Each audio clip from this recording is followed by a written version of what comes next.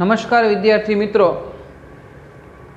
धोरण 12 कॉमर्स विषय आंकड़ाशास्त्र और प्रकरण 1 संभावना जे बोर्डनी एक्जाम में 12 मार्कनु पूछाय छे अने बीजा भागनु सौथी महत्वनु चेप्टर एमां आपणे आजे चौथा लेक्चरनी शरूआत करीए छीए। अत्यार सुधीना 3 लेक्चरोमां आपणे अलग अलग प्रकारनी घणी बधी व्याख्याओ जोई। ए व्याख्याओ छे ए कई कई हती एनु आपणे एक वखत पुनरावर्तन जोई लईए।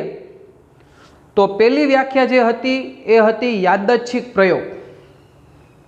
बीजी व्याख्या जे आपणे जोईती ए हती निदर्श अवकाश। त्रीजी व्याख्या जे आपणे जोईती ए शांत निदर्श अवकाश। चौथी व्याख्या जे हती ए अनंत निदर्श अवकाश। पांचमी व्याख्या जे हती ए घटना हती। छठी व्याख्या जे हती ए चोक्कस घटना हती। सातमी व्याख्या जे हती ए अशक्य घटनानी हती।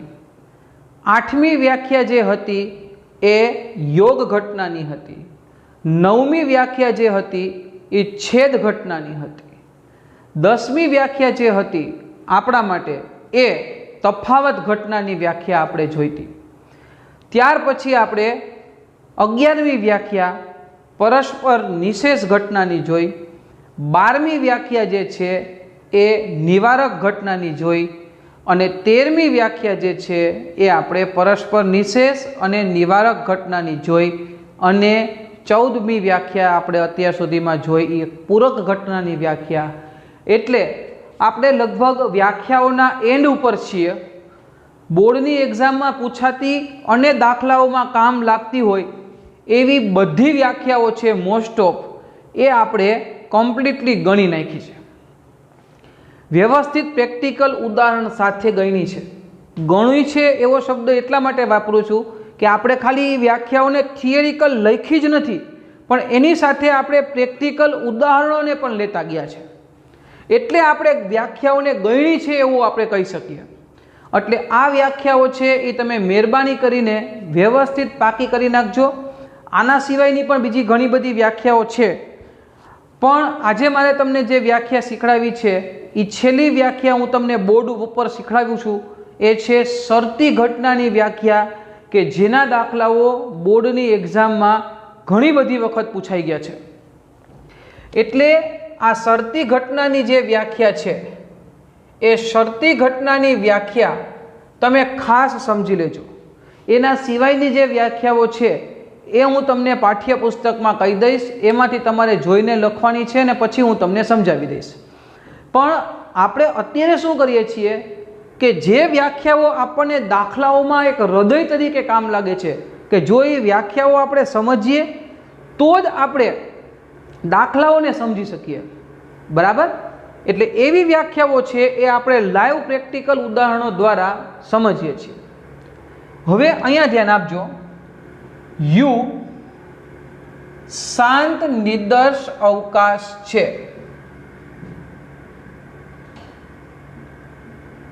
એ અને બી કોઈ બે ઘટનાઓ છે।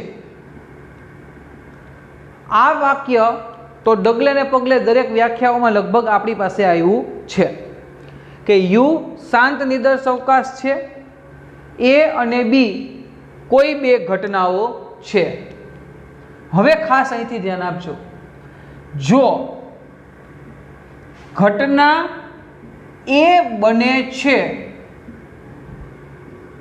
एवी शरत हेठळ घटना बी बने। घटना ए बने छे एवी शरत हेठळ जो घटना बी बने तो तेने ए अने बी नी शर्ती घटना कहे छे। तेने संकेतमां P of B oblique A वडे दर्शावाय छे। घटना ए बने ज छे एवी शरत हेठळ કોની બનવાની સંભાવના છે? તો કે બીની બનવાની સંભાવના છે. આપણે દરેક વસ્તુને ઉદાહરણો સાથે સમજીએ છીએ એટલે આપણા માટે સમજવું સહેલું પડે. હું તમને ઉદાહરણ આપી દઉં. જો વરસાદ સારો થાય તો પાક સારો થાય, હા કે ના? તો પાક સારો થવા માટેની શરત શું છે? તો કે જો વરસાદ સારો થાય. તો આવા જે જોતોવાળા જે વિધાનો છે એ તમને સૂચવે છે શું? તો કે શરતી ઘટના. જો તમે વધુ મહેનતને સારી મહેનત કરશો તો તમને 12મા ધોરણમાં સારા ટકા આવશે. તો 12મા ધોરણમાં સારા ટકા લેવા માટેની શરત શું છે? તો કે સારી મહેનત કરવી અને સખત પરિશ્રમ કરવો. તો અહીંયા શરતી ઘટના એટલે શું? તો કે જો ઘટના એ બને છે એવી શરત હેઠળ ઘટના બી બને તો તેને એ અને બીની શરતી ઘટના કહે છે. તેને સંકેતમાં B/A વડે દર્શાવાય છે. તો જો એની શરતી ઘટના બનતી હોય તો એવી રીતે બીની પણ શરતી ઘટના બની જાય કે ન બને? જો આવી જ રીતે જો ઘટના બી બને છે એવી શરત હેઠળ ઘટના એ બને તો તેને બી અને એની શરતી ઘટના કહે છે. તેને સંકેતમાં P/B વડે દર્શાવાય છે. એ બને એવી શરત હેઠળ બી બનતી હોય તો એને એ અને બીની શરતી ઘટના કહેવાય, અને ઘટના બી બને છે એવી શરત હેઠળ જો ઘટના એ બનતી હોય તો એને બી અને એની તફાવત ઘટના કહેવાય, શરતી ઘટના કહેવાય. એટલે શરતી ઘટના એટલે શું? કે જો અને તો ઉપર ડિપેન્ડ હોય કે જો એક ઘટના બનશે ને તો એના આધારે બીજી ઘટના બનશે. તો એવી ઘટનાને શરતી ઘટના તરીકે ઓળખવામાં આવે છે. આ તમારા માટે શરતી ઘટનાની વ્યાખ્યા થઈ. આના પોતાના અલગથી સૂત્રો છે પણ સૂત્રો આપણે એકેય વ્યાખ્યામાં સાથે સાથે કર્યા નથી. એ તો આપણે જ્યારે પ્રેક્ટિકલી દાખલાઓ ગણશું ત્યારે મેથડ વાઇઝ સૂત્રો છે એ હું તમને લખાવતો જઈશ. તો આ જે વ્યાખ્યા હતી દાખલાઓમાં મહત્ત્વની, કે જેના દાખલાઓ વધારે પડતા બોર્ડની એક્ઝામમાં પૂછાણા છે, તો એ શરતી ઘટનાની વ્યાખ્યા છે એ આજે આપણે સમજી લીધી. કે જો ઘટના એ બને છે એવી શરત હેઠળ જો ઘટના બી બને તો એને એ અને બીની શરતી ઘટના કહેવાય, અને ઘટના બી બને છે એવી શરત હેઠળ જો ઘટના એ બનતી હોય તો એને બી અને એની શરતી ઘટના કહેવામાં આવે છે. આ વસ્તુ આપણે આપણા મગજમાં ખાસ ફિટ કરીને રાખવાની છે. હવે આ તમારી વ્યાખ્યાઓ મેં તમને કમ્પ્લીટ કરાવી દીધી, કે જે વ્યાખ્યાઓ છે એ તમને દાખલાઓ ગણતી વખતે ખૂબ જ ઉપયોગી છે. જ્યાં સુધી તમે આ વ્યાખ્યાઓ તૈયાર નહીં કરો ત્યાં સુધી તમારા માટે દાખલાઓમાં આગળ વધવું એ અશક્ય બની જાય. એટલે જે વધારાની વ્યાખ્યાઓ છે જે બોર્ડની એક્ઝામમાં ફક્ત થિયરિકલ જ પૂછાય છે એ હું તમને તમારા પાઠ્યપુસ્તકમાં કમ્પ્લીટ ટીક કરાવી દઈશ, અને એ વ્યાખ્યાઓ છે એ તમારે તમારી ફેરબુકમાં લખવાની છે. પણ આ વ્યાખ્યાઓ છે એ તમને ક્યાં કામ લાગશે એ તમે અહીંયા બરાબર સમજી લો. આપણે સંભાવનાની શરૂઆત કરવી છે રીત નંબર 1 થી. રીત નંબર 1 જે છે એ છે નિર્દેશ અવકાશ પર આધારિત દાખલાઓ.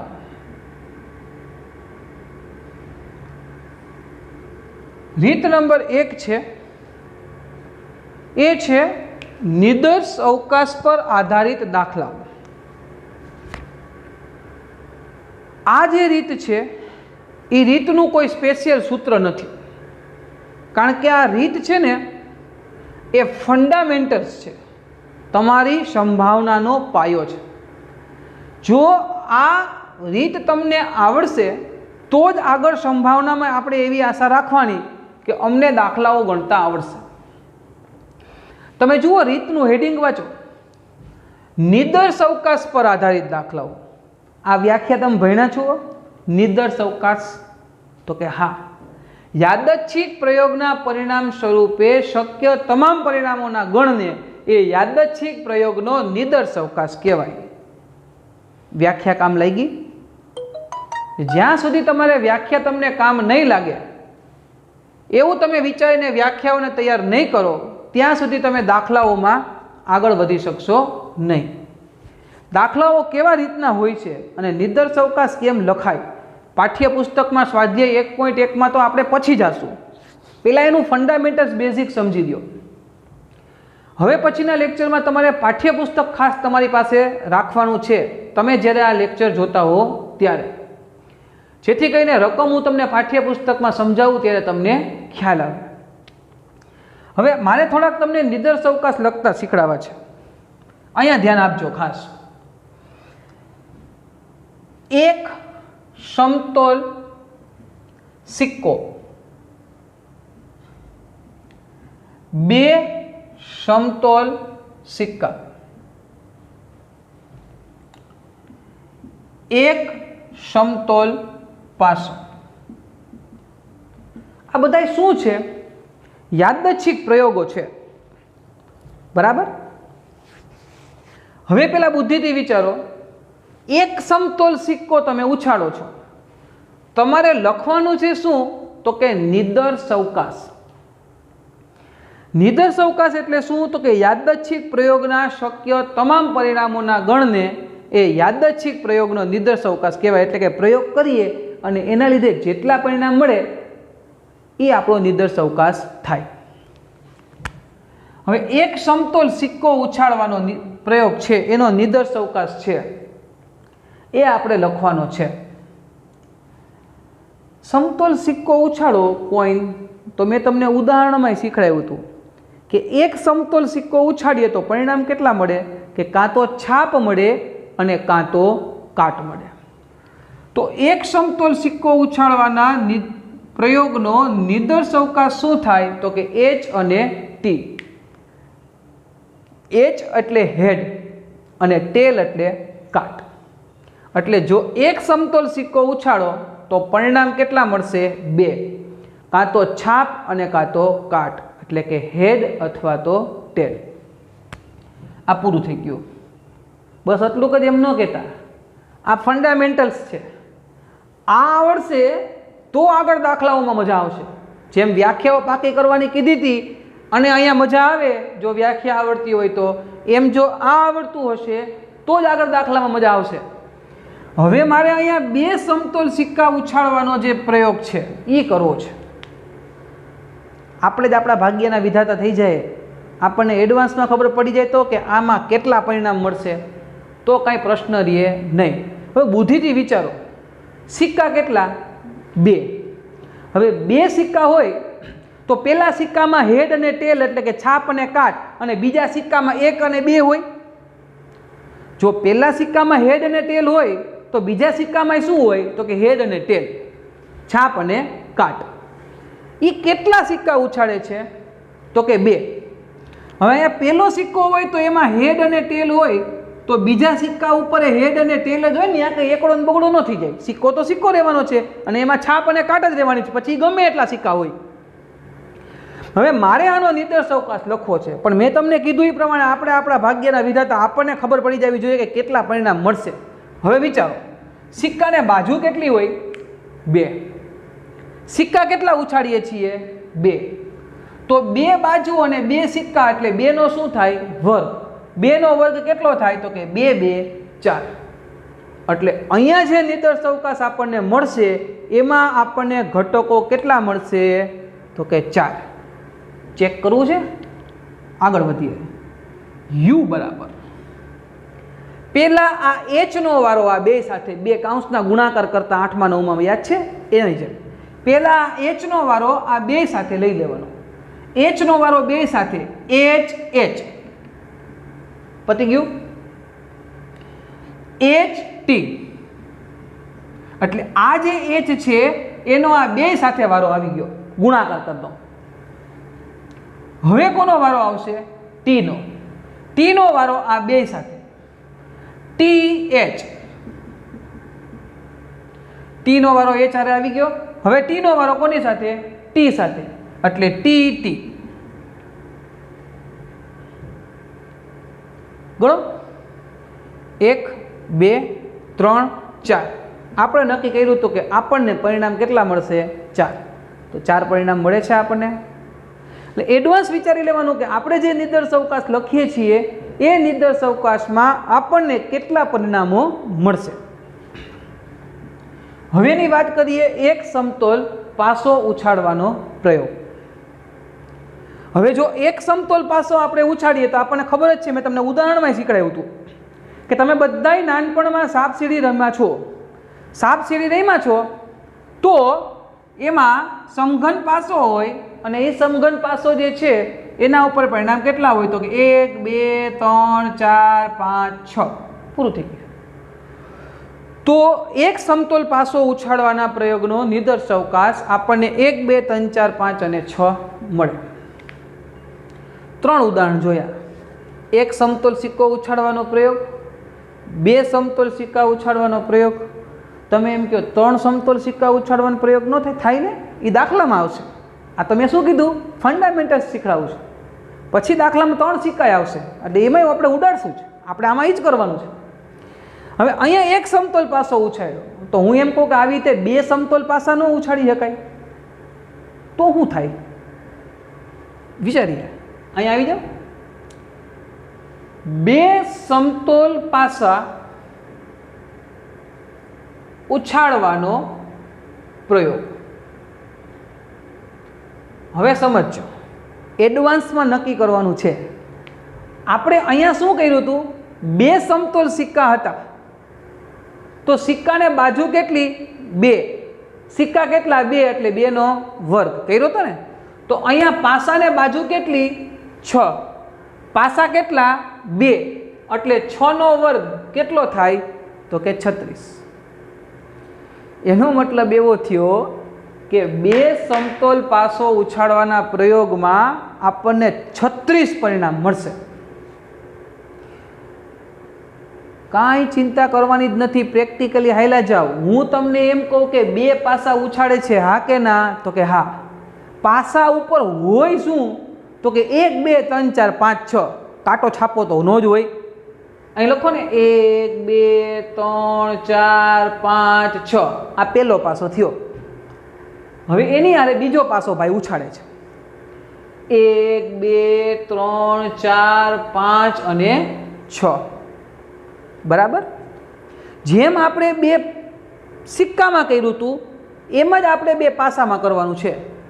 પહેલાં આ 1 નો વારો આ 6 એ 6 હારે, પછી આ 2 નો વારો 6 એ 6 હારે, પછી 3 નો વારો 6 એ 6 હારે, પછી 4 નો વારો 6 એ 6 હારે, 5 નો વારો 6 એ 6 હારે અને પછી 6 નો વારો 6 એ 6 હારે.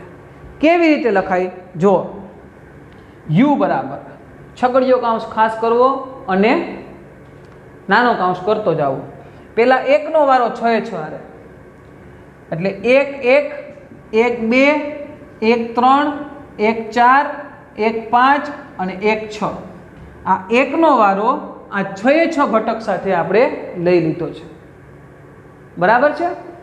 હવે કોનો વારો આવશે? 2 નો. 2 1 2 2 2 3 2 4 2 5 2 6. 2 નો વારો આપણે લઈ લીધો 6 એ 6. એટલે આ 1 અને 2 પૂરા થઈ ગયા. હવે કોનો વારો? 3 નો. 3 નો વારો 6 એ 6 હારે 3 1 3 2 3 3 3 4 3 5 3 6. 3 નો વારો 6 એ 6 હારે આવી ગયો. હવે કોનો વારો? 4 નો. 4 1 4 2 4 3 4 4 4 5 4 6 આવી ગયો વારો. હવે કોનો વારો? 5 નો. 5 1 5 2 5 3 5 4 5 5 5 6। હવે 5 નો વારો આવી ગયો એટલે હવે કોનો વારો? 6 નો। 6 નો વારો 6 એ 6 આવે, 6 1 6 2 6 3 6 4 6 5 અને 6 6। બધાયનો વારો બધાય હારે આવી ગયો। ચેક કરો, 1 2 3 4 5 6, 1 2 3 4 5 6, છાંયે છાંયે 36। કેટલા પરિણામ મળ્યા? 36। તો બાળકો આ હતું નિદર્શ અવકાશ કેમ લખાય। આમાં ઘણા બધા નિદર્શ અવકાશ આવે। જેમ જેમ જેમ જેમ આપણે દાખલાઓમાં આગળ વધતા જશું એમ આપણે નિદર્શ અવકાશ લખતા શીખતા જશું। પણ આજે જે આપણે શીખ્યા એ થોડોક પાયો હતો સંભાવનાનો, બરાબર। એટલે એ પાયો જો આપણે થોડોક મજબૂત કરી લઈએ તો દાખલાઓ ગણવામાં આપણને બહુ જનરલી વાંધો આવે નહીં, બરાબર। પણ હજી મારે તમને એક રિક્વેસ્ટ એ કરવાની છે કે આ બધાય દાખલાઓ આપણે હવે પછીના લેક્ચરમાં જ્યારે સ્વાધ્યાય 1.1 શરૂ કરીએ એ પહેલાં તમારે જેટલી વ્યાખ્યાઓ મેં તમને બોર્ડ ઉપર વ્યવસ્થિત લખીને પ્રેક્ટિકલ ઉદાહરણો સહિત સમજાવેલી છે એ દરેક વ્યાખ્યાઓ તમારે તમારા મગજમાં ફિટ કરીને રાખવાનું છે। કારણ કે આ સંભાવનાની વ્યાખ્યાઓ આપણને 12 માર્ક્સ આપે છે। વ્યાખ્યાઓ તો પૂછાય જ છે, સાથે સાથે દાખલામાંય કામ લાગશે। તમે જુઓ છો આપણી બીજી જ વ્યાખ્યા નિદર્શ અવકાશ તો આપણને કેટલી જગ્યાએ કામ લઈ ગઈ। એટલે આ તમારે કમ્પ્લીટ કરવાનું છે। હવે પછીના નેક્સ્ટ લેક્ચરમાં આપણે સ્વાધ્યાય 1.1 થી શરૂઆત કરશું। મારી પાસે પણ પાઠ્યપુસ્તક હશે, તમારે તમારી પાસે પણ પાઠ્યપુસ્તક રાખવાનું છે અને એક એક રકમ હું તમને સમજાવતો જઈશ અને આપણે બોર્ડ ઉપર એક પછી એક દાખલાઓ જે બોર્ડમાં પૂછાય જ છે, બરાબર, એ દાખલાઓ આપણે ગણશું। અમુક દાખલાઓ સ્કીપ કરશું અને છેલ્લે ગણશું મેથડ વાઇઝ, બરાબર। પણ પાઠ્યપુસ્તક છે એ તમારે તમારી સાથે ખાસ રાખવાનું છે। ઓકે।